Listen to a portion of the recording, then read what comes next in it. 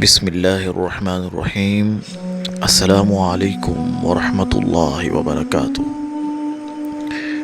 ناظرین مکرم، پرانے وقتوں کا قصہ ہے کہ ایک شخص بادشاہ کے دربار میں ملازمت کے حصول کے لیے حاضر ہوا۔ جب بادشاہ نے اس سے قابلیت پوچھی تو اس شخص نے جواب دیا کہ میں سیاسی ہوں۔ ناظرین مکرم، عربی زبان میں سیاسی افہام و تفہیم سے مسائل حل کرنے والے شخص کو کہتے ہیں۔ جو شخص کسی معاملے کو افہام و تفہیم سے حل کرنے کی فراست رکھتا ہو۔ بادشاہ کے پاس سیاست دانوں کی بھرمار تھی، اس کے دربار میں مزید گنجائش نہیں تھی، تو بادشاہ نے اس شخص کو اپنا مصائب خاص بنا کر گھوڑوں کے اسطبل کا انچارج بنا دیا۔ چند دن بعد بادشاہ نے اپنے اس مصاحب کو بلایا اور اسے اپنے سب سے مہنگے اور عزیز گھوڑے کے متعلق دریافت کیا۔ تو اس شخص نے جواب دیا، بادشاہ سلامت، آپ کا گھوڑا نسلی نہیں ہے۔ یہ سن کر بادشاہ کو نہایت ہی تعجب ہوا۔ اس نے جنگل سے گھوڑوں کے اس تاجر کو بلا کر اس سے دریافت کیا۔ اس نے بتایا کہ بادشاہ سلامت، آپ کا گھوڑا نسلی ہے، لیکن اس کی پیدائش پر اس کی ماں مر گئی تھی۔ یہ گھوڑا ایک گائے کا دودھ پی کر اس کے ساتھ پلا ہے۔ تو بادشاہ نے اپنے اس مصاحب کو بلایا اور اس سے سوال کیا کہ تمہیں کیسے اس گھوڑے کا پتہ چلا کہ وہ اصیل نہیں ہے؟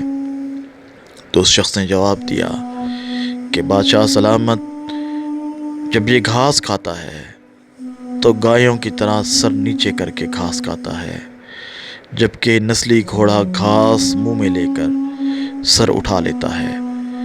بادشاہ اس کی فراست سے بہت متاثر ہوا اور اس شخص کے گھر اناج، گھی، دمبے، بکرے اور پرندوں کا اعلیٰ گوشت بطور انعام بھجوا دیا، اور اس کے ساتھ ساتھ اس شخص کو ملکہ کے محل میں تعینات کر دیا۔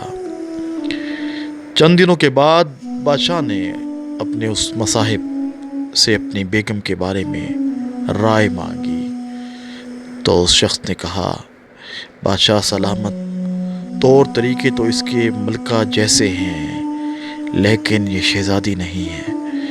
یہ سنتے ہی بادشاہ کے پاؤں کے تلے سے زمین نکل گئی۔ جب بادشاہ کے حواس بحال ہوئے تو اپنی ساس کو بلا بھیجا، معاملہ اس کے گوش گزار کیا۔ تو ساس نے کہا، حقیقت یہ ہے کہ تمہارے باپ نے میرے خاوند سے ہماری بیٹی کی پیدائش پر ہی رشتہ مانگ لیا تھا، لیکن ہماری بیٹی 6 ماہ کے اندر ہی فوت ہو گئی تھی۔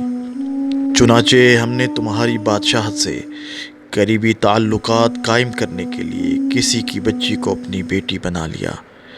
بادشاہ نے اپنے اس مصاحب خاص سے دریافت کیا کہ تم کو کیسے علم ہوا؟ تو اس شخص نے جواب دیا کہ بادشاہ سلامت، آپ کی ملکہ کا خادموں کے ساتھ سلوک جاہلوں سے بھی بدتر ہے۔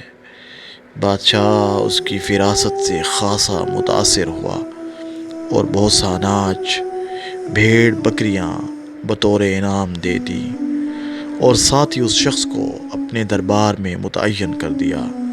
ناظرین مکرم، ابھی کچھ وقت گزرا تھا، بادشاہ نے اپنے اس مصاحب کو بلایا اور اس سے اپنے بارے میں دریافت کیا۔ تو اس شخص نے بادشاہ کے سامنے عرض کی کہ بادشاہ سلامت، اگر مجھے جان کی امان ہو تو پھر میں کچھ عرض کروں۔ بادشاہ نے وعدہ کیا۔ تو اس شخص نے جواب دیا کہ بادشاہ سلامت، نہ تو آپ بادشاہ زادے ہیں اور نہ ہی آپ کا چلن بادشاہوں والا ہے۔